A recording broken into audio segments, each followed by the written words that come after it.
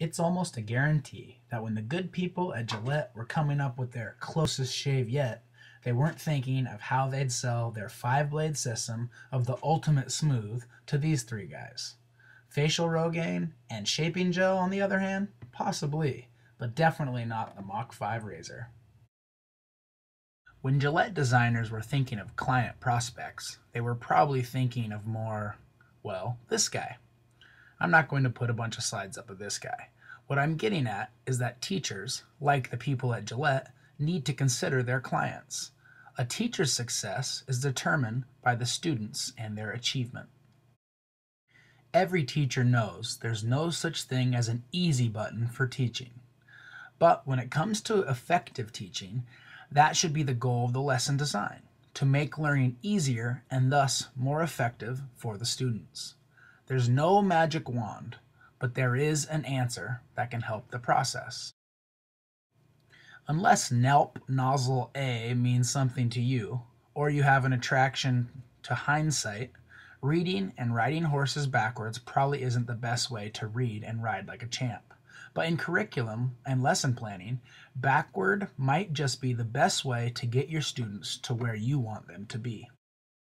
I want to mention the twin sins of traditional design.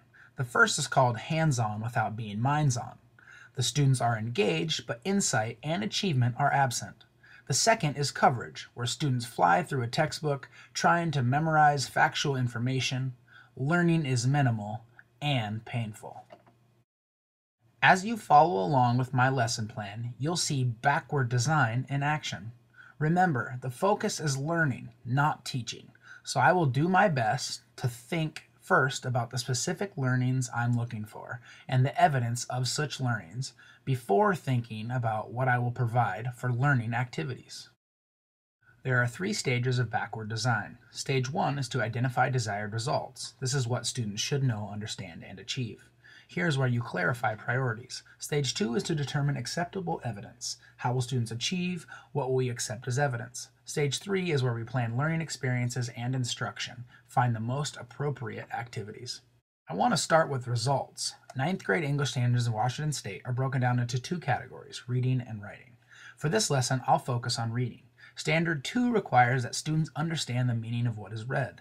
To do this, they will have to demonstrate reading comprehension, expand comprehension by analyzing, and think critically about an author's language, style, and purpose. We'll need evidence that students are indeed understanding what they're reading. To do this, I will use a variety of informal and formal assessments. Journal entries, class discussions, small group interactions, writing assignments, and a final exam are ways I believe will show evidence that my students are comprehending and understanding what they read. Small group discussions analyzing the differences in the way characters speak, think, and act will be a key tool to help all students understand character differences and the way an author can help the reader see a character.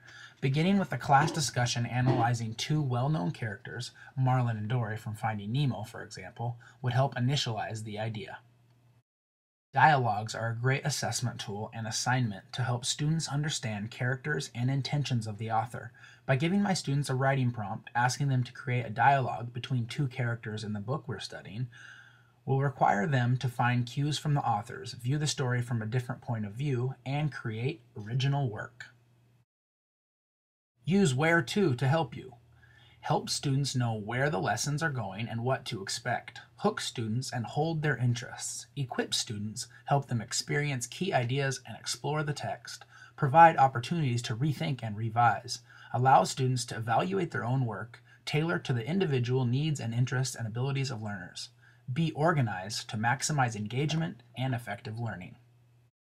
With the where-to elements in place, your plan is ready to roll. Don't hesitate to share your vision with your students, along with the reasons for the learning exercises.